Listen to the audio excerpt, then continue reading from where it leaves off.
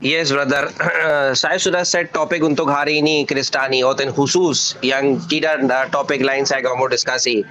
Apa yang masalah dengan Rasulullah nauzubillah min zalik yang Rasulullah nikah dengan Aisyah waktu Aisyah umur 9 tahun radhiyallahu taala anha. Oke? Itu saya mau diskusi. Ada yang otan ada kuat diskusi dengan saya. Masalah ini. Jazakallah khair. Naam, akhi. Iya gitu. Jadi ada yang mau diskusi soal Siti Aisyah nikah umur 9 tahun dengan Bang Muhammad Zia nanti akan diladenin. Siapa yang berani gitu. Ya.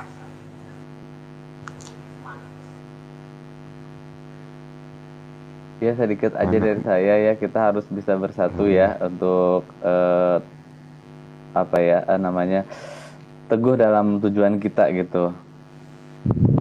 Untuk mereka tidak. Assalamualaikum warahmatullahi wabarakatuh. Waalaikumsalam warahmatullahi wabarakatuh. Assalamualaikum. Supaya mereka tidak menggunakan kata-kata dalam bahasa agama Islam gitu ya. Saya nggak tahu sih harus lapor kemana, nanti saya cari tahu deh. Bahkan begini ya, kita harus coba mengupas satu persatu.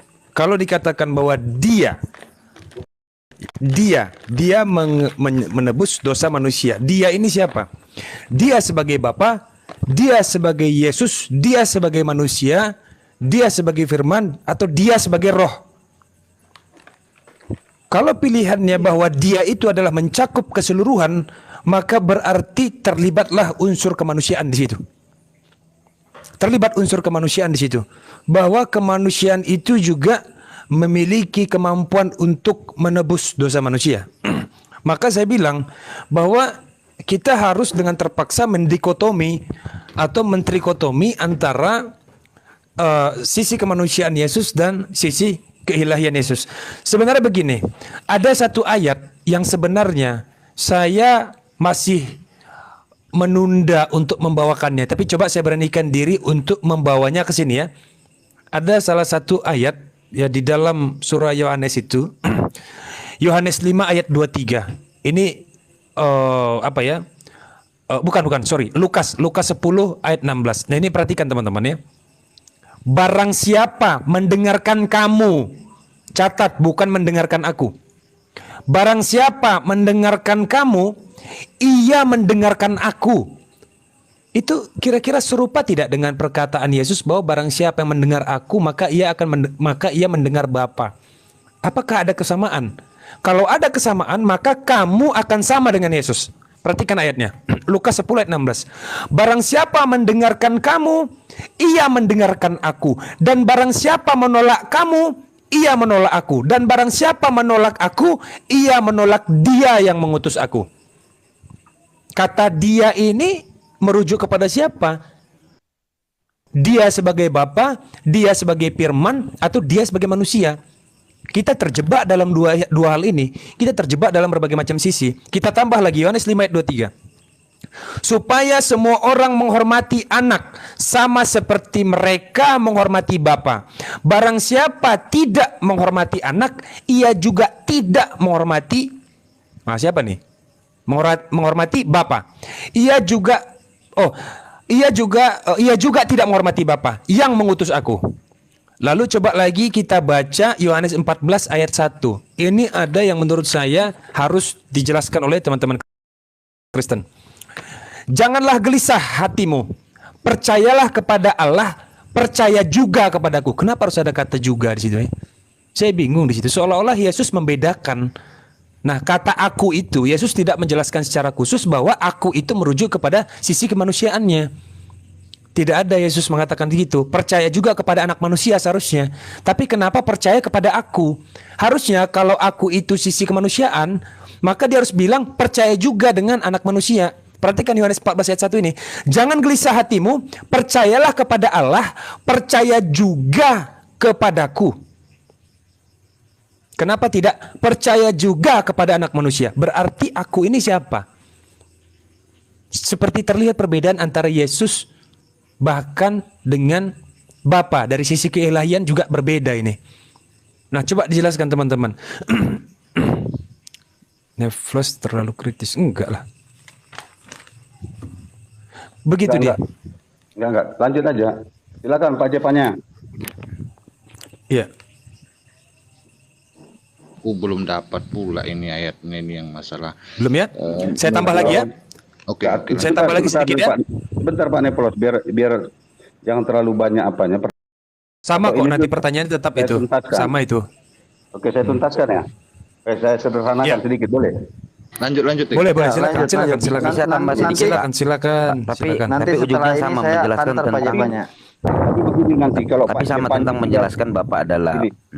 Sebentar dulu. Nanti kalau Pak Jepannya kira-kira melihat ataupun mendengar bahwa saya sepertinya keliru, nanti tolong diluruskan Pak ya. Lanjutin. Oke ya, gini. Saya akan mengawali dari Yohanes 10 ayat berapa tadi Pak? Yohanes 10 ayat 16. Pak, Yohanes 10 ayat 30 dulu. Oh, boleh. Silakan. Aku dan Bapa adalah satu ya.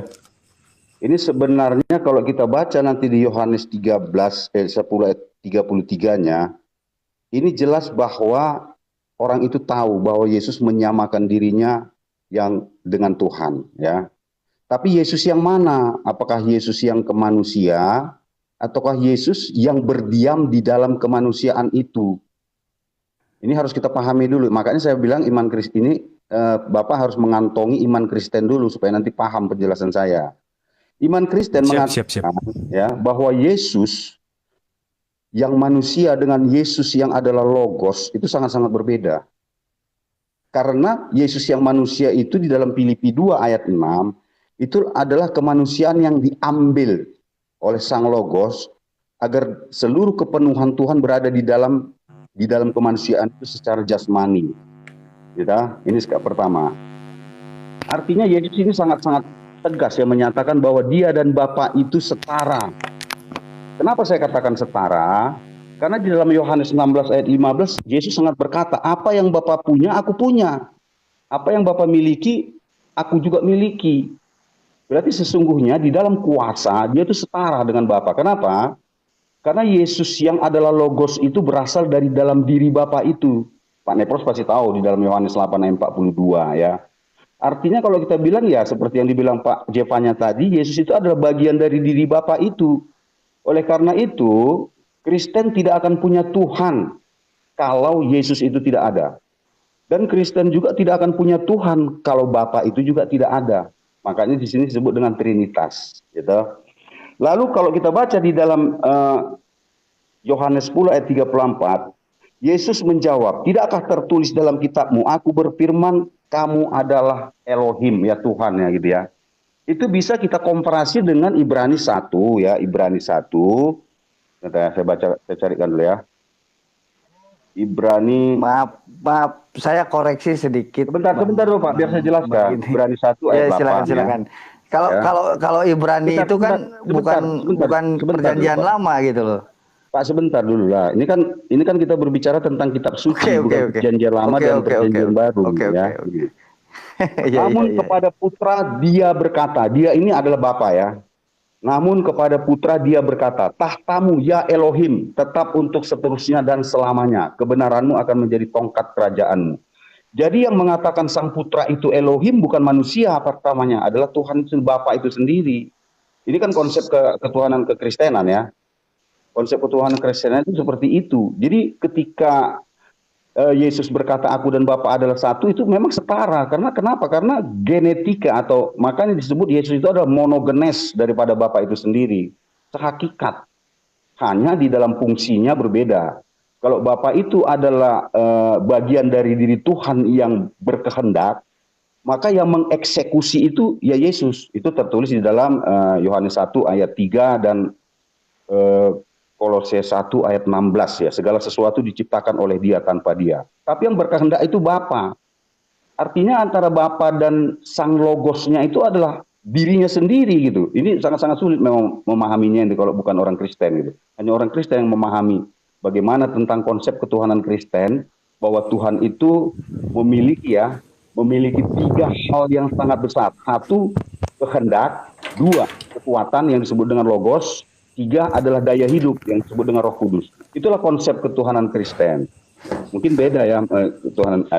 Saya rasa itu Pak yang saya sampaikan supaya nanti kita Oke, paham. saya sedikit saja ya biar nggak ada yang motong gini, Pak Bang Ginting.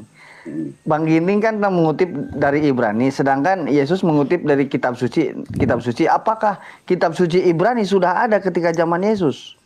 Nah Begini ini deh, Pak, ya. pasti Oke. sebentar.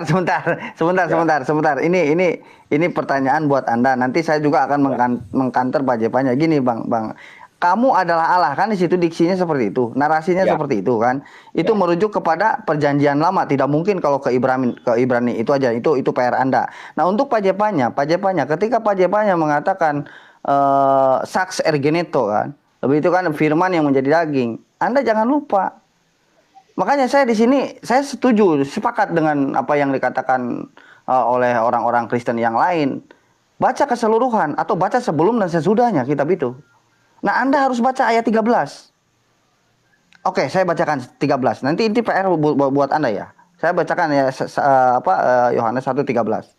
Yohanes 1:13 ini saya bacakan nih. Ya. Oke, saya bacakan.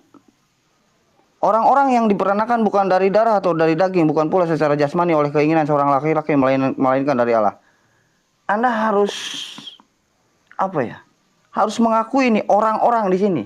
Berarti yang diperanakan bukan dari darah atau dari daging, berarti bukan hanya Yesus. Ada selain Yesus yang diperanakan bukan darah atau dari daging. Jangan ngomong ini sebagai untuk pengikut-pengikut Yesus, pengikut Kristus atau Anda atau yang dilahirkan kembali. Ini biasa mengatakan seperti itu. Kenapa saya jangan ngomong seperti itu? Karena apa? Kalian semua pengikut-pengikut Kristus itu adalah dari darah dan dari daging dan dari keinginan seorang manusia. Ini diksinya bukan dari darah atau dari daging. Jadi kalau Anda membawakan Yohanes 1:14, jangan lupa Yohanes 1:13 dibawa juga. Wallahu alam. Lanjut yang lain. Mungkin Bang Nepo, silakan. Gini ya. Sebentar biar saya tanggapi dulu ya. Gini. Ini kan ayat ini adalah ayat aklamasi ya. Menceritakan sesuatu yang sudah terjadi untuk menjelaskan yang sudah terjadi itu gitu. Sebenarnya kalau kita apa ini perikopnya ini dari Yohanes 1 ayat 1 sampai 14 ini sebenarnya kalau kita pahami bersama istilahnya tata bahasanya, ini pertanyaan sebenarnya. Ini jawaban atas sebuah pertanyaan. Pertanyaan begini, siapakah Yesus itu? Gitu ya. Siapakah Yesus itu? Maka Yohanes menjawab, ya kan? Ini makanya kalimat aklamasi, ya.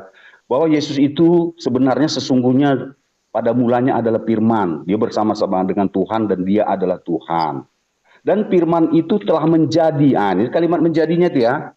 Jadi istilahnya Yesus ini ada dua dia naturnya ya. Natur yang ada pada saat itu. Natur Yesus yang disebut manusia yang adalah bukan Tuhan. Kemudian natur ilahi yang berada di dalam kemanusiaan itu, yang lahir bukan karena hubungan biologis. Ini kadang-kadang memang terjemahan-terjemahan ini harus kita pahami dari bahasa aslinya. Menjadi ya, dalam Yohanes 1 ayat 14, menjadi, di situ yang digunakan kata egeneto. Egeneto itu ada sebuah peristiwa penggabungan. Makanya kekristenan senantiasa berkata, ketika Yesus itu ada, dia inkarnasi.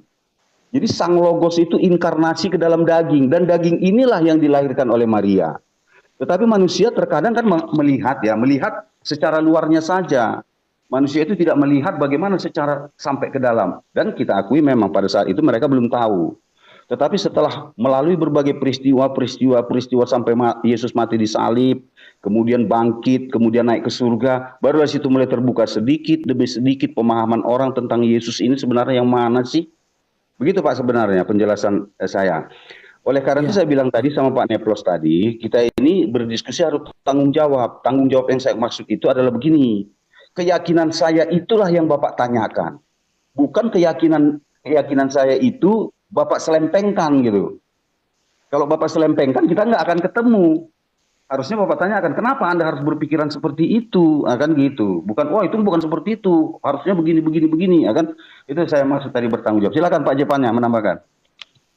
Oke, gini. Tadi Anda mengutip yang saya tanyakan Yohanes 1:13 dulu. Jadi jangan ke 40. Coba ya Yohanes 1:13. Orang-orang yang bukan diperanakan dari darah atau dari daging dan bukan pula dari keinginan seorang manusia, itu siapa gitu loh. Itu siapa? Di situ kan diksinya adalah orang-orang. Berarti kan di sini Pak, ya. jamak. Begini Pak ya, Ya kan? ini bahasanya Ya, lanjut. au, ek, haima. Ini sebenarnya orang yang dilahirkan bukan karena darah dan daging. Tetapi kenapa sekarang LAI menambahkan orang-orang? Ya, di sini bukan wu. Siapa yang dilahirkan? Bukan karena, coba Bapak baca lah, silakan bahasa Inggrisnya. Bukan bukan ada X-nya, nggak ada. Makanya saya bilang ya. Saya akan toleran kalau seandainya Bang Ginting mengatakan LAI salah di sini menerjemahkan. Ya, saya rasa keliru lah. Oke. Saya beranilah bertanggung jawab. Karena saya itu bukan Siap. Thank you. Amazing. Yuk, keliru lanjut, ya. Bang Neplos. Saya tidak menyalahkan, keliru ya. Oke, aku sedikit ya sebelum ke Bang Neplos ya, aku sedikit Bang. Gini Pak Ginting, tadi ku tangkap ya, katanya itu firman yang inkarnasi ya, gini ya.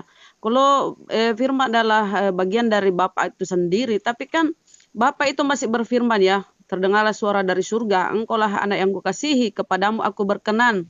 Nah, belum lagi perkataan bahwa ada ayat berapa ya, firman yang kamu dengarkan bukan berasal dari aku. Nah, ini kata Yesus ya.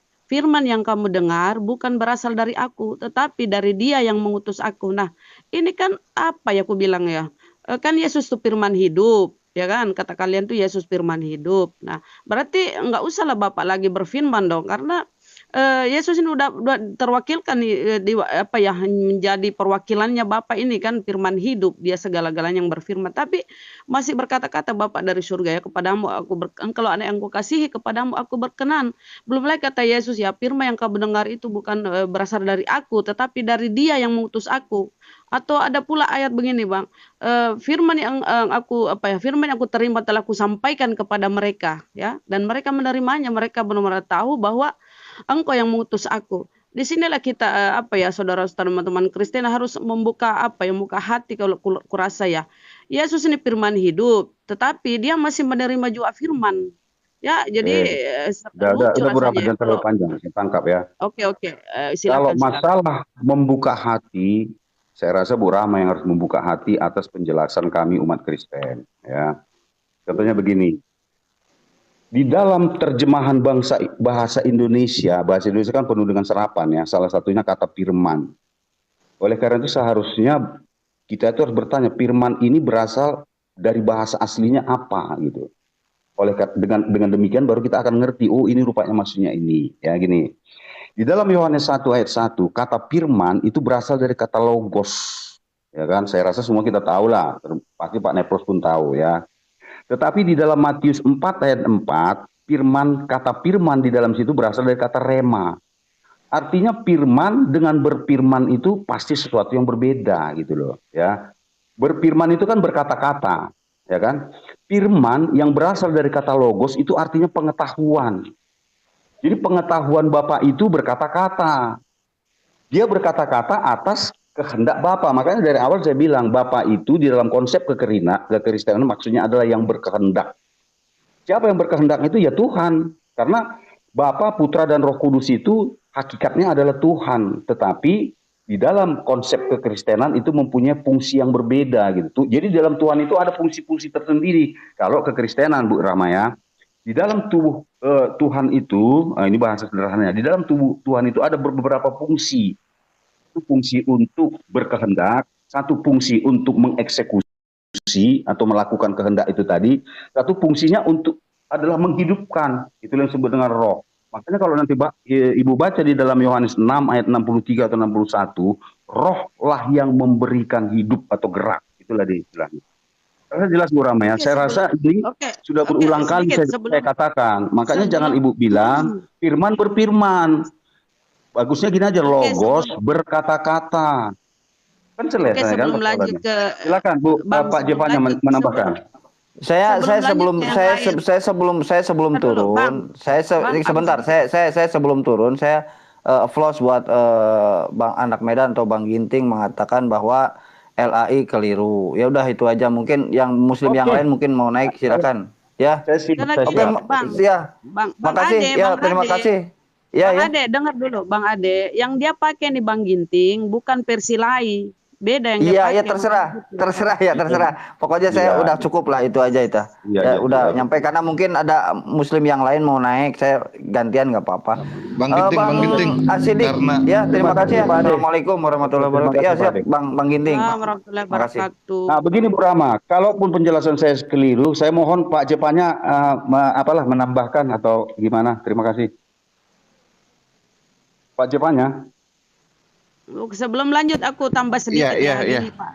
Sebelum lanjut, apa mau ditambahin Pak Jepana? Atau aku lanjut dulu sedikit ya? enggak, aku tadi cuman menekankan jadi Bang Ginting di sini logos kai sama logos eimi itu tadi kata sifatnya tadi tuh pengertiannya Pak Ginting Iya. ya. Iya. Dengan Logos tema eimi berbeda, prosoteos gitu dia Iya. Pak Ginting ya. Iya, benar.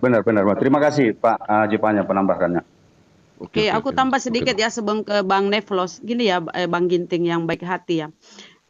Apa ya, ini kan sudah kalian akui bahwa ya firman itu adalah bagian dari Bapa atau berasal dari Bapa itu loh. Nah, kenapa nggak langsung menuhankan Bapa aja gitu Bang? Kenapa lebih mengedepankan Yesus?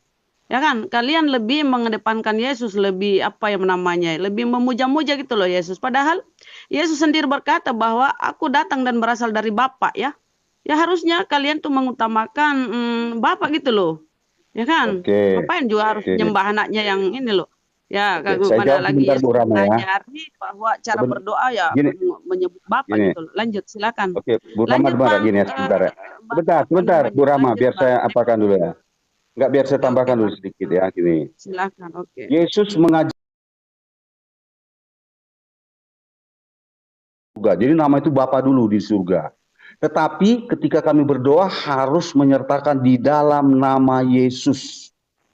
Kenapa? Karena Bapa dan Yesus itu adalah satu kesatuan. Itulah yang disebut dengan Esa. Kami tidak bisa hanya menyembah Yesus saja, menyembah Bapa saja, tidak. Kami senantiasa tidak berdoa, nanti bisa Ibu tanya Pak Jepanya. Senantiasa kami di akhir kalimat itu, senantiasa kami sebutkan di dalam nama Yesus kami berdoa dan mengucap syukur. Amin. Karena kami tahu bahwa Yesus itu, sang Logos itu adalah diri Bapa itu juga. Apa salahnya ketika Bapa itu memperkenalkan Logosnya, tidak kita sertakan? Karena kita sudah tahu, oh ini ada Logosnya, ya udah ada Roh Kudus. Oleh karena tuntunan dan bimbingan Roh Kudusmu, kami berdoa di dalam nama Yesus. Sesungguhnya Bapa, Roh Kudus, dan Yesus itu adalah sehakikat di dalam Tuhan. Jelas Bu Rama ya? Nanti Bu Rama silakanlah baca di Matius 6 ayat 5. Ayat berapa? Bang Ginting, kata Iya. Yesus begini, Sudah. aku bersyukur kepadamu Bapa, aku bersyukur kepadamu Bapa, Tuhan langit dan bumi. Itu kan sudah membedakan, dia sudah Baik. apa yang membedakan dirinya dengan Bapa gitu loh. Aku bersyukur kepadamu Bapa, Tuhan Bu langit dan Rahma. bumi. Itu kata Yesus. Ini Bu Rahma. Tuhan itu bersyukur kepada siapa sih? Kan kepada dirinya juga. Oh, Masa kan Tuhan bersyukur ya? kepada orang?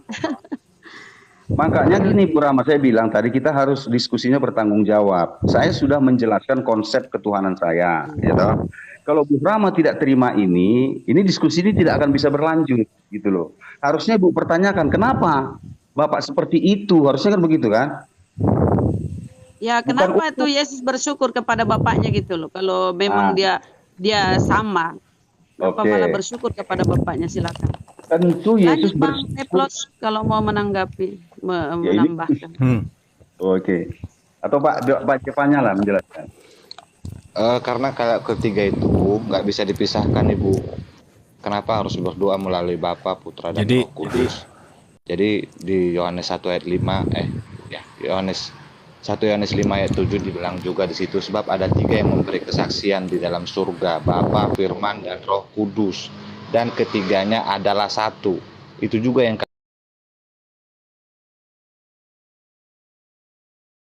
Bapa, Yesus, atau Yesus doang, atau Bapa doang, Kan atau Roh Kudus tambahan doang. Pak, itu kan tambahan Pak dalam kurung itu Pak, konsep itu kan dalam kurung itu tambahan sebenarnya itu Pak. Lanjut Bang Neplos. Itu tambahan Pak, itu udah dalam Begini kurung Bu itu ada Rahma, tambahan. kami kan punya kitab suci. Kalau kami Iya. tafsirkan berbeda-beda, Bu Rahma sebenarnya nggak bisa protes. Kenapa? Karena saya rasa di dalam kitab suci Bu Rahma juga ada juga istilahnya tambahan kata-kata untuk menegaskan. Dalam kurung kan banyak kan. Dan itu tidak boleh diprotes. I want to break free. Nah, gitu loh Bu, ya kan? Nanti coba Ibu baca Al-Quran terjemahan bahasa Indonesia, pasti banyak dalam kurung dalam kurung. gini. Gitu? Apa Bang Neplos mau Enggak, saya tanya dulu. menanggapi? Minayong Tanya mau dulu. naik, host, izin teman-teman, mohon maaf dipotong tuan-tuan sekalian. Oh host, Mualim Sidik, are you there or sleeping? Halo, host Asidik. Bang, Silakan. Bang, lu kok Asidik. ngapain bahasa Inggris, Bang? Itu orang Inggris. Ya. Yes, in the name of Father, Son, and Holy Spirit. Ya, naikin itu. Malaysia kayak itu. Yang Malaysia, minat. bukan Oke, Pak. teman-teman. Bule. Baik. Jadi akhirnya kita sebenarnya sama seperti mempeributkan apa beda air dan es batu ya. Jadi itu sebenarnya secara esensial sama saja ya. Tetapi perbedaannya hanyalah ya, tingkat kepadatan, yang satu cair, yang satu padat. Tapi sama-sama air. Kan begitu ya. Dia sama tapi dapat dibedakan. Luar biasa kan? Nah, baik. Cuman dalam hal ini adalah begini. Coba jelaskan dengan spesifik. Spesifik apa yang dimaksud yang tertuang di dalam Yohanes 12 ayat 44. Di situ dikatakan bahwa barang siapa percaya kepadaku, ia bukan percaya kepadaku, tetapi kepada Dia yang telah mengutus aku. Tolong dijelaskan dengan spesifik dan penuh dengan kehati-hatian. Silakan teman-teman. Bikin Pak Ginting. Bikin Pak Ginting. Pak Jepannya dulu coba. Mantap. Aku yang bikin ini. Ya. Harus hati-hati menjelaskan ya Maksudku Bang nggak Ginting. bisa aku buka apanya ini, karena ini mengetahui sifat juga ini Bang Ginting. Nggak bisa aku buka Hebrew-nya. Hebrew-nya, aduh saya pun nggak tahu juga Hebrew. Karena perjanjian baru yang ada sama saya bahasa Yunani. Kalau perjanjian lama memang ada baca Hebrew. Yohanes berapa tadi Pak? Yohanes 12:44. Yohanes 12:44. Ya, kalau perjanjian baru itu bahasa Yunani, perjanjian baru Iya. itu bahasa Yunani. Enggak, maksudnya kitabnya Ibu. Biar kitab Hebrew gitu, bukan masalah bahasanya. Jadi kalau dalam bahasa Latin itu ada giumnya itu begini dia. Si vis pacem parabellum. Siapapun yang mendambakan perdamaian harus bersiap untuk menghadapi peperangan. Kan gitu deh. Aduh mah dikasih kaktus nih. Ya, hidup filsuf Indonesia, hidup filsuf Indonesia, hidup. Biar semua di Indonesia ini sesat semua. Ya silakan. Silakan.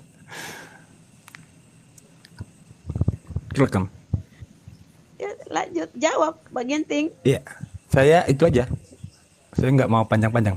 Ya, di sini juga nanti ditambah Pak Ginting lah, karena saya hanya apa ini nanti Pak Ginting nambahin di bahasa Hebrew-nya. Oke. Tetapi Yesus berseru katanya, barang siapa percaya kepadaku, ia bukan percaya kepadaku, tetapi kepada Dia yang telah mengutus aku. Di sini tetap juga itu Bang, hakikatnya itu Bang, bahwasanya Janganlah seperti itu. makanya aku bilang Bang, aku nggak bisa buka Bang device ini Bang, cuma satu Bang. Makanya tadi aku lempar sama Pak Ginting juga tadi itu tadi, karena sifat juga ini kembalinya Bang.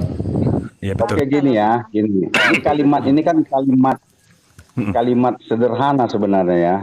Yesus berseru, barang siapa percayaku, ia percaya bukan kepadaku melainkan kepada Dia yang telah mengutus aku. Yes. Artinya ya, kalau ada orang yang percaya kepada Yesus ya, sesungguhnya dia juga percaya kepada Bapa. Ini loh maknanya. Ada kata bukan di situ. Iya, ini kan saya bilang makna. Makna filosofinya demikian, Mbak. Contoh ya, Coba kasih di dalam analogi. Al-Qur'an ya, contoh ya, di dalam Al-Qur'an ada juga seperti itu. Ya tahu? Contoh. Barang siapa percaya kepada Dia, percaya juga kepada Allah. Padahal Dia itu ya Tuhan itu juga. Betul, gitu. tidak ada kata bukan. Masalahnya di sini ada kata bukan, itu Pak yang mau saya tanya. Ya iya Pak, gini Pak ya. Kalau setiap orang yang percaya kepada Bapa, ya dah, bukan hanya percaya. Kalau ada orang yang percaya kepada Yesus, bukan hanya kepada Yesus dia percaya, tapi kepada Bapa juga. Ini kan penjelasan yang bisa kami sampaikan kepada Bapak, gitu, pada Pak Neplos kan. Makanya saya bilang kita diskusi kan harus tanggung jawab. Tanggung jawabnya artinya Kalau Bapak bisa menerima penjelasan kami, kita bisa lanjutkan diskusinya. Tapi kalau nggak bisa, akhirnya kita nanti dapat kusir. Benar nggak? Saya tidak bisa menerima bukan dalam perspektif keimanan, tetapi dalam perspektif penjelasan. Oke, kalau Bapak tidak bisa menerima penjelasan saya, berarti ini pertanyaan tidak bisa dilanjutkan. Kan itu namanya tanggung jawab tadi. Tertutup ya? Iyalah, tapi kalau Bapak yang meyakini baru tanya, baru bisa ditanya. Tapi kalau Bapak nggak percaya penjelasan kami, diskusi kan nggak bisa dilanjutkan. Nanti akhirnya kan diskusi karena sama-sama nggak saling percaya gitu. Iya. Makanya. Jadi begini. Jadi begini ya. Saya sudah banyak sebenarnya dari tadi mengumpulkan bahan ya untuk membedakan satu dalam kesatuan, satu dalam kesetaraan, dan satu dalam kesamaan. Ternyata dia tidak selalu sama, tidak selalu setara, dan tidak selalu bersatu ternyata faktanya. Kan begitu ya. Salah satunya tadi adalah dalil yang terakhir. Nah, bahwa begini ya. Tadi saya ingatkan lagi bahwa saya tadi membawa Lukas 10 ayat 16. Di sini ada yang unik sebenarnya. Barang siapa mendengarkan kamu, bukan aku nih, ini kamu nih. Kamu nih siapa? Barang siapa mendengarkan kamu, sama seperti Yohanes 12:44. Barang siapa percaya kepadaku, ia bukan percaya kepada kamu, dia bukan percaya kepadaku, tetapi kepada dia yang telah mengutus aku. Lukas 10:16, barang siapa mendengarkan kamu, ia mendengarkan aku, dan barang siapa menolak kamu, ia menolak aku, dan barang siapa menolak aku, ia menolak dia yang mengutus aku. Apakah kamu, aku, dan dia ini sama? Silakan jawab. Ini kan ada kadang-kadang ini kalimat. Trinitas nih. Iya benar-benar. Ini kan ada kalimat-kalimat sebenarnya saya nggak paham sebenarnya tata bahasa Indonesia ataupun grammar ya. Betul. Tapi ini maknanya di sini adalah tentang pesan yang disampaikan gitu, disampaikan oleh orang itu. Artinya kalau seseorang itu sepertinya mendengarkan, ini bukan istilahnya fisik ya, ini bukan berbicara tentang physically, bukan. Tapi ini tentang sebuah pesan yang disampaikan. Artinya kamu ini adalah kamu orang-orang yang benar-benar menyampaikan firman Tuhan, gitu kan? Jadi orang-orang yang benar-benar menyampaikan firman Tuhan, sesungguhnya kalaupun dia mendengarkan orang yang menyampaikan itu, sebenarnya dia sudah iman juga kepada Bapa gitu loh. Itu runutnya sebenarnya. Tetapi kan pemahaman ini. Kok saya barusan, coba ya teman-teman ya, saya barusan jelas sekali melihat dengan mata kepala saya 2 detik pocong, habis itu hilang. Itu kira-kira ilusi optik atau bukan ya? Jelas sekali, benar. Ini loh Bang, benar, saya serius. Dan saya tahu itu bentuk seperti yang di video-video itu, pas sekali di sebelah. Lagi bahasa agama ini Bang, bukan horor Bang. Hilang gitu. Iya, cuman saya nggak ada rasa merinding. Jadi begini. Jadi ternyata bukan hanya kamu, bukan hanya dia. Nggak tahu saya, tadi jelas sekali itu. Bukan hanya kamu, bukan hanya dia, dan bukan hanya aku. Tetapi ada lagi kata tambahan, mereka.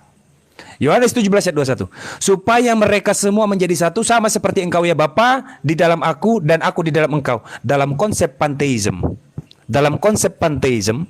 Ini yang disebut dengan kesatuan. Tidak ada yang setara, tidak ada yang sama, tetapi mereka satu. Ini dalam konsep panteism. Ya. Apakah sebenarnya konsep Trinity ini identik dengan konsep panteism? Seolah-olah sastra yang diucapkan oleh Yesus itu adalah kalimat-kalimat metafor yang sebenarnya mengandung makna yang luas sekali. Secara tidak langsung, kalau yang mengandung makna yang luas, maka benarlah Yesus ketika Yesus dianggap Tuhan, dan benar juga ketika Yesus tidak dianggap Tuhan. Karena maknanya tidak tunggal ternyata. Maknanya jamak.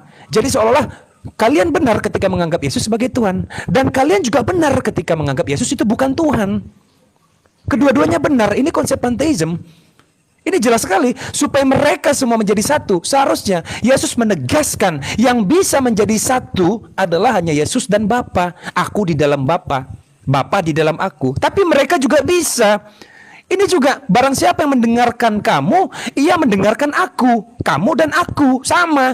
Dan barang siapa yang menolak aku, ia menolak dia. Dia ini siapa? Siapa lagi kalau bukan Bapa? Barang siapa yang percaya kepadaku, ia bukan percaya kepadaku, tetapi kepada dia Ya kan? Janganlah gelisah hatimu, percayalah kepada Allah, percaya juga kepadaku. Jadi gini, ini ada hierarki antara Theos, Logos, Kurios dan yang lain dan ciptaan. Maka jujur saja, saya itu punya perspektif ya. Kalau menggunakan konsep pantheism dalam hal ini ya, saya menggunakan konsep pantheism. Nanti silakan dibuka teman-teman. Konsep pantheism itu, firman itu nuzul menjadi segala sesuatu. Ini tumbuh-tumbuh rumput firman. Tetapi kenapa hanya Yesus yang disebut sebagai firman yang nuzul? Karena dia datang tidak dari hal-hal yang sifatnya normatif atau tidak berdasarkan hubungan biologis. Pertanyaan saya adalah, kalaulah Adam, walaupun nanti akan ada hierarki ketuhanan di situ, kayak Tuhan itu punya tingkatan 1, tingkatan 2, tingkatan 3. Saya kira itu, kalau saya lepasin iman saya, kan begitu ya. Silakan yang lain. Oke. Abang-abang izin, abang-abang kakak-kakak izin. Ini ada panggilan bentar ya. Izin ya. Oke. Makasih semuanya. Malam yang baik. Saya sendiri nih pajapannya Iya, ini. makasih Bang. Siap. Gini dia, saya tanggapi Siap. pernyataan Pak Neplos ini. Saya sangat senang sekali Pak Neplos ini berbicara penuh dengan dinamika, penuh dengan sayap-sayap, sehingga saya harus hati-hati menjawabnya. Seni aja itu Pak, seni sebenarnya. Pura-pura saya sebenarnya, pura-pura Pak. Itulah seni, makanya saya bilang sayap-sayap, sayap itu kan termasuk salah satu seni ya, variasi namanya kan. Jadi kalau saya tidak bisa mendengarkan secara teliti, cermat, akhirnya nanti saya akan terjebak. Bukan dijebak Bang ya, jangan nanti Abang bilang saya merasa dijebak, tidak. Saya akan tidak. Oleh karena itu saya. Tadi Bapak bilang mengatakan bahwa ya segini kebingungan ya, kebingungan itu timbul dari kebelumtahuan sebenarnya. Tapi kebelumtahuan itu tentu bukan sebuah kejahatan. Ya, orang belum tahu itu tentu bukan kejahatan, tapi dia bingung. Tapi oleh karena itu kebingungan itu bukanlah, menurut saya ya kita pasti sepakatlah kebingungan itu bukan sebuah kejahatan. Padahal Bapak sudah mengatakan barang siapa yang tidak menghormati anak, tidak juga menghormati Bapak. Coba filosofisnya kita ambil ini. Artinya bahwa anak dan Bapak itu merupakan satu kesatuan yang tidak terpisah, yang tidak terpisah gitu loh. Saya tidak mengatakan dipisahkan atau terpisahkan.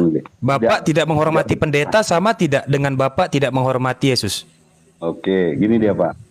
Silakan Pak. Kata itu tentu tidak pernah kita gunakan. Barang siapa tidak menghormati pendeta, tidak menghormati Bapak. Itu kan nggak mungkin lah ya. Kan tadi kita berfilosofis tuh. Iya. Ini filosofis dikit Jen. Makanya kita bilang monogenesnya itu kan harus jelas. Makanya saya dari awal kan saya sudah sampaikan bahwa Bapa dan Anak itu monogenes, satu hakikat lah, gitu ya.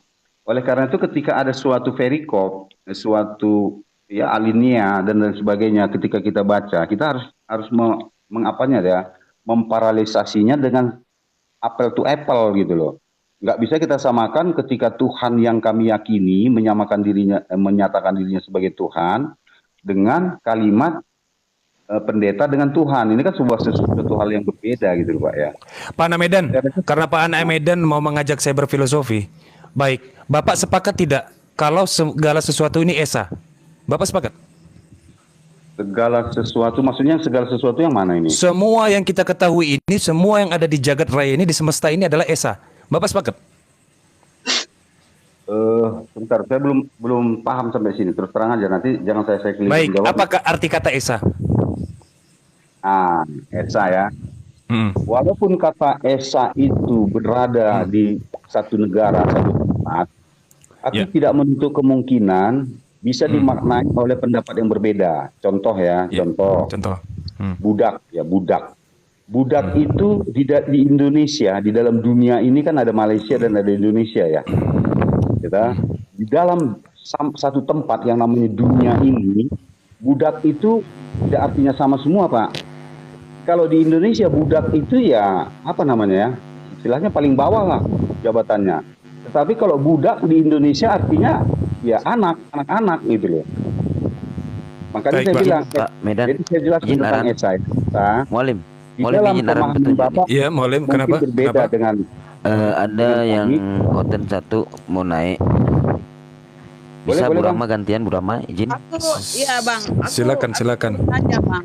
Aku Silakan. Assalamualaikum warahmatullahi wabarakatuh. Ikhwani fillah. Waalaikumsalam warahmatullahi wabarakatuh. Waalaikumsalam warahmatullahi wabarakatuh. Siap. Ini suaranya Oh, aku kenyang banget makan vergudog.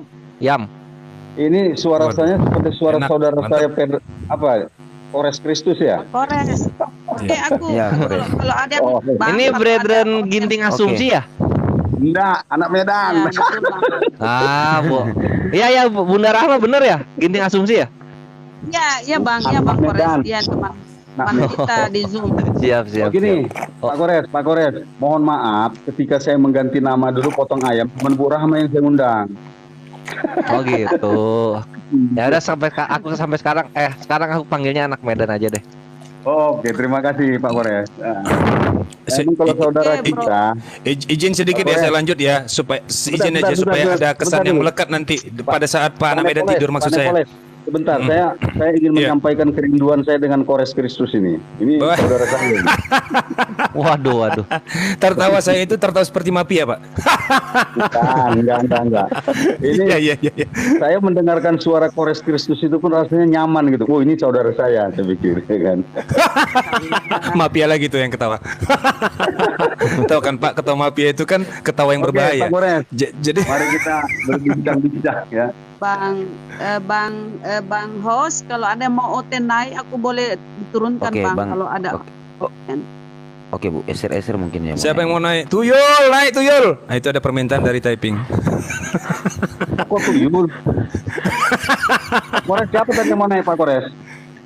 Nggak tahu. Nggak bisa lihat atau? Eser katanya nanti. Bang Kores, Saya- udah ini. Sera-sera. udah Saya jadi ini aja lah, saya jadi moderator aja.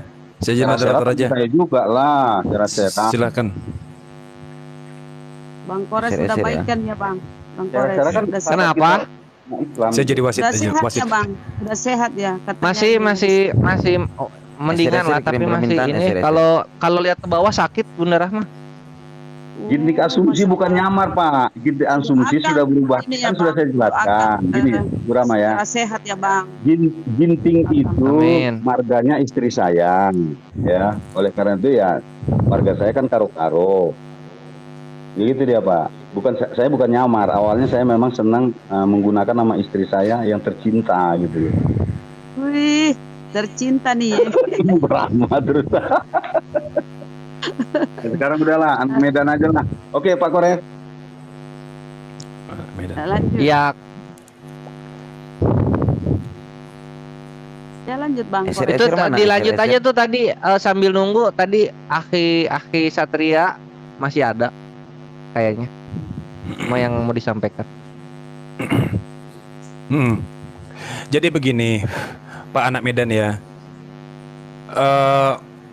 Dalam pendekatan filsafat itu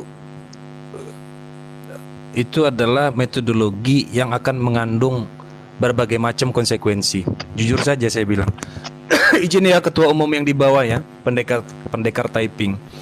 Saya akan berani menegaskan ketika saya menggunakan mazhab positivis, semua ini adalah esa, dan itu sampai saat ini tidak bisa dibantah bahwa 1 tambah 1 bukanlah 2, sama dengan 1 batu kecil ditambah 1 batu besar, jawabannya bukan 2.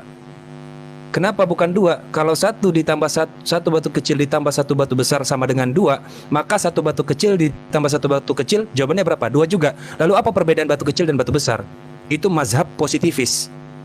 Itu mazhab positivis. Maka semuanya esa, tidak ada yang sama, bahkan apple to apple. Saya berani menegaskan bahwa semua apel itu tidak ada yang sama. Ketika dikatakan bahwa apel itu sama warnanya, mungkin berbeda beratnya. Kalau sama beratnya, mungkin berbeda rasanya. Kalau sama rasanya, berbeda pohonnya. Kalau sama pohonnya, sama tumbuhnya, dipetik di waktu yang sama dengan rasa, berat, rupa dan jenis yang sama, kira-kira apa yang berbeda di situ? Yang berbeda adalah posisinya. Batal kesamaan mereka ketika ada perbedaan di antara keduanya. Batal, maka semuanya esa. Itu mazhab positivis. Saya yakin ini konsep trinitasnya diambil dari mazhab itu.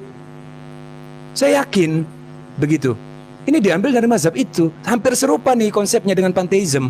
Hampir serupa. Maka dari tadi saya coba mencari-cari tahu sebenarnya ini substansinya seperti apa. Kalau hanya berkiblat atau mungkin hanya menggunakan dalil filosofi, maka ini dia tidak jelas. Ini abstrak sekali sifatnya, abstrak. Sifatnya itu subjektif sekali. Kan begitu ya. Iman benar subjektif, tetapi pengetahuan itu tidak boleh subjektif, dia harus objektif dia. Dia harus konkret, dia harus spesifik. Kan begitu. Itu maksud saya, pengetahuan bukan Tuhannya, tapi pengetahuan tentang Tuhan itu harus objektif. Kan begitu ya. Maka ini yang saya bilang bahwa harus ada perbedaan yang khusus, bukan perbedaan yang umum. Kalau perbedaan yang umum kita tahu bahwa antara Yesus dan Tuhan itu adalah sama tapi dapat dibedakan. Tapi kalau beda yang khusus bagaimana? Nggak ketemu di sini. Jelas sekali Yohanes 12 ayat 44 dikatakan, barang siapa percaya kepadaku, ia bukan percaya kepadaku, tetapi kepada Dia yang telah mengutus aku. Kenapa harus ada kata bukan ini? Saya menyoroti kata bukannya. Dalam mazhab eksistensial udah habis ini kata bukan ini, selesai ini, tuntas ini. Kelimpungan semua, saya yakin seluruh pendeta Indonesia ini kalau berdebat ini dengan mazhab sofis rasionalis mungkin udah habis. Dalil terakhir apa? Kita tidak bisa mengenal Tuhan menggunakan akal kita. Lalu kenapa Nabi diturunkan di kalangan manusia? Kok nggak di kalangan hewan aja yang nggak punya akal? Itu rasionalis tuh mazhab itu gila itu semua yang membuat peradaban ini akhirnya bertengkar kita sesama makhluk kolektif ini ya gara-gara itu. Nah coba dulu, maka saya minta pertanggungjawaban yang memang betul-betul sifatnya itu substansial, begitu. Substansial, maksud saya belum melihat kerangkanya di sini, kerangka perbedaan antara Yesus dan Bapa. Belum ada yang spesifik kerangkanya. Hanya bicara soal hierarki justru. Antara Bapa turun ke Yesus, turun ke antara Bapa sebagai roh, turun ke firman Yesus sebagai firman, lalu turun kepada Roh Kudus sebagai pemelihara. Nanti turun lagi kepada murid-murid Yesus. Siapa yang menghormati murid-murid Yesus, maka menghormati Yesus juga. Lalu dari murid-murid Yesus turun kepada para pendeta mungkin. Siapa yang menghormati pendeta sama dengan menghormati murid, sama dengan menghormati Yesus, sama dengan menghormati Bapa. Siapa yang percaya kepada pendeta, percaya kepada murid, percaya kepada Yesus, percaya kepada Bapa. Letak perbedaannya di mana selain daripada sisi hierarki? Nah di sini nih bahasa-bahasa Yesus itu bahasa-bahasa sastra. Maka kalau dikatakan Yesus itu adalah Tuhan, boleh dibenarkan. Berarti Yesus bukan Tuhan, itu juga harus dibenarkan. Ya kan? Nah silakan nanti Tuan Guru yang lain. Silakan. Saya tanggapi boleh nggak? Boleh. Oke. Menghormati. Panik. Enggak, sebentar dulu. Menghormati itu tuh walaupun kata-katanya sama-sama menghormati, itu akan berbeda sejak ya ketika menghormati itu digunakan kepada manusia dan kata menghormati itu digunakan kepada Tuhan. Contoh, di dalam Islam juga ada kata salawat ya. Tapi ketika Allah bersalawat kepada Nabi tentu berbeda ketika malaikat bersalawat kepada Nabi atau manusia bersalawat kepada Nabi Muhammad ya. Walaupun kata-katanya sama-sama salawat, itu yang pertama ya. Oleh karena itu, ketika siapa yang menghormati manusia tentu berbeda menghormati kepada Tuhan, walaupun kata-katanya sama. Itu poin yang saya jawab. Kemudian tentang mazhab positifis, ini saya semakin bersyukur nih, sehingga saya diingatkan kembali gitu, apa yang pernah saya baca. Mazhab positifis itu tentu menjelaskan tentang makhluk, bukan menjelaskan tentang Tuhan. Kemudian ketika kita menambahkan, saya ingat dulu di SD ya toh, A tidak mungkin bisa ditambahkan dengan B. Ya, A harus ditambahkan dengan A supaya dia akan didapat jumlah yang benar gitu loh. Kalau A ditambahkan dengan B tidak bisa. Batu kecil ditambahkan dengan batu besar tentu tidak bisa. Oleh karena itu ketika kita ingin menjumlahkan sesuatu, kita harus mendudukkan keduanya itu setara gitu loh, baru bisa dijumlahkan itu ya sama. Kemudian apel tentu tidak sama dengan apel yang lain. Oke, di dalam satu apel tentu ada beberapa hal yang bisa kita jelaskan berbeda walaupun di dalam sebuah apel, contoh warna, rasa, itu tentu berbeda ya. Warna itu menjelaskan tentang apa, rasa itu menjelaskan tentang apa, itu gitu dia Pak. Oleh karena itu saya sebenarnya ya sangat terima kasih untuk penjelasan sehingga membuka pikiran saya untuk memahami sesuatu yang alhamdulillah. Siap. Terima kasih ya, Pak Medan. Siap. Begitu juga ketika Tuhan ketika dijelaskan jangan dihadapkan dengan manusia. Betul. Ya, konsep ketuhanan kekristenan itu kan Trinitas, Bapa, Putra dan Roh Kudus. Itu merupakan sebuah, kalau kita anggaplah kita kirain udah mualaf masih Kristen. Pak Kores lain lagi ceritanya ini. Oke Pak ya. Mana yang teman saya mau naik tadi, dinaikkan dong. Naikkan itu tadi karena katanya mau masih naik setelah katanya dia mau naik. Hah? Si Abu Rahman mau turun katanya. Ini kan sebentar. Jadi saya ada teman-teman apa Iya. lah. Mm-mm. Aku siap bang. Demi Pak Ginting aku siap nih. Silakan yang mau Kita naik mengatakan coba. Ginting asumsi nyamar, jangan bilang nyamar ya. Saya udah jelaskan ya. Oke. Ya tapi gini, asumsinya tetap ada ya walaupun udah ganti selamatan pakai anak Medan ya asumsinya masih melekat gitu loh. Yang apa-apa. Tuh, Berbicara tahu nggak? dengan Tahu nggak Pak Anak Medan? Pak Anak Ya. Medan. Ya. Jadi ternyata begini, namanya konstruk. Dasar dari konstruksi itu kalau sudah salah maka semuanya akan salah. Perhatikan ini konstruknya. Ini yang dibahas oleh Derrida. Jadi begini Pak, ketika ternyata kita menyebut Tuhan yang salah, maka secara tidak langsung kita tidak bertuhan. Walaupun kita menjalankan perintah Tuhan, tetapi kita tidak bertuhan ketika kita salah mengenali Tuhan. Begini deh, salah satu contohnya ya. Ada 5 keterangan yang akan saya berikan kepada Pak Anak Medan. Pertama adalah saya punya mobil. Yang kedua adalah mobil saya itu warnanya merah.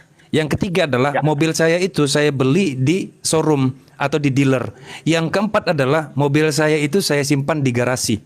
Yang kelima adalah mobil saya itu harganya mahal.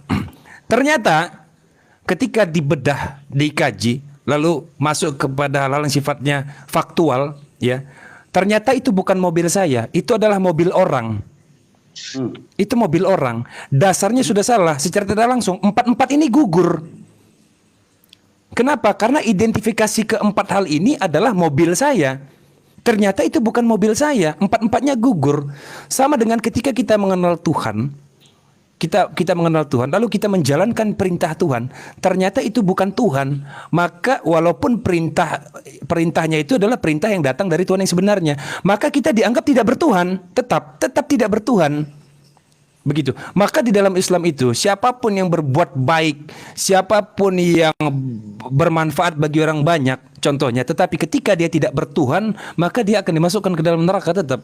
Dan dia akan kekal selama-lamanya di situ. Kenapa konsepnya sekejam ini? Dasarnya sudah salah. Maka secara tidak langsung semuanya salah. Nah itu dia. Itu hierarki Derrida itu luar biasa pada saat saya baca itu. Oh begini ternyata. Nah begitu juga pada saat kita menganggap bahwa Yesus sebagai Tuhan secara tidak langsung misalnya ya. Faktanya ternyata mungkin nanti di suatu saat ternyata Yesus bukan Tuhan. Walaupun kita menjalankan perintah Bapa, maka kita akan dihukumi tetap. Karena dasarnya udah salah. Maksud saya itu, kalau saya pribadi ya, itu datang dari pribadi saya. Ya silakanlah yang lain lah, dilanjutkan. Mungkin Pak Mualim Anak Medan Polres. ini mungkin temannya Bapak, bisa disapa mungkin Pak Anak Medan. Oh Pak Tri, selamat malam. Halo, selamat malam.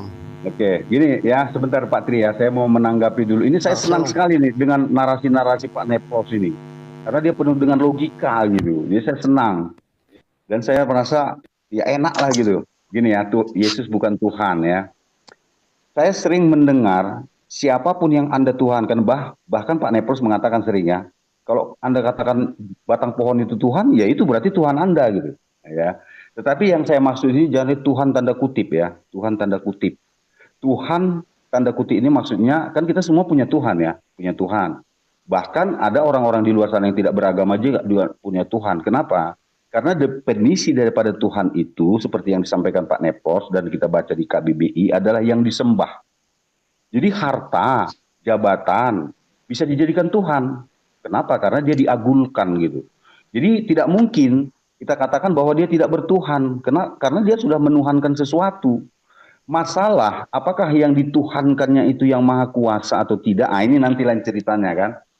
Jadi saya rasa dalam hal ini saya mengutip kembali kata Pak Neplos ya, bahwa siapapun pasti bertuhan. Artinya tiap pribadi pasti ada yang diagungkannya dan dimuliakannya. Masalahnya apa yang diagungkannya dan dimuliakannya itu adalah Tuhan yang maha pencipta dan maha kuasa, itu nanti kita bicarakan. Itu saya rasa Pak Neplos. Atau Pak Tri silakan mau menambahkan. Ya, baiklah. Bisa malam ini saya melihat akan ada perdebatan yang tidak terselamatkan lagi. Dan saya minta semuanya berbicara dengan tenang. Jangan ada yang barbar ataupun brutal.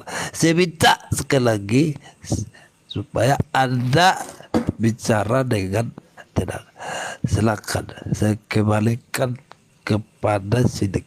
Silakan Anda bicara. Sidik, saya minta Anda bicara.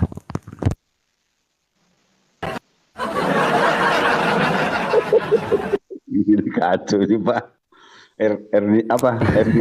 Ernilias. Oke, nanti dilanjutkan aja. Ernilias ini bukan Kristen. Lanjut. Pernah saya dengar. Pak Tri. Iya, masuk. Coba disapa dulu. Disapa dulu Pak Namedan itu temannya dari mana? Dari mana? Kayak tadi itu kan. Enggak, saya pernah mendengar suara seperti ini. Bukan dari kekristenan kayaknya, enggak ya Pak Tri ya?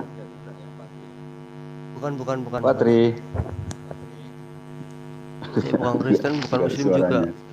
Nggak punya agama saya. Buset, Anda nggak punya agama. Anda sudah makan malam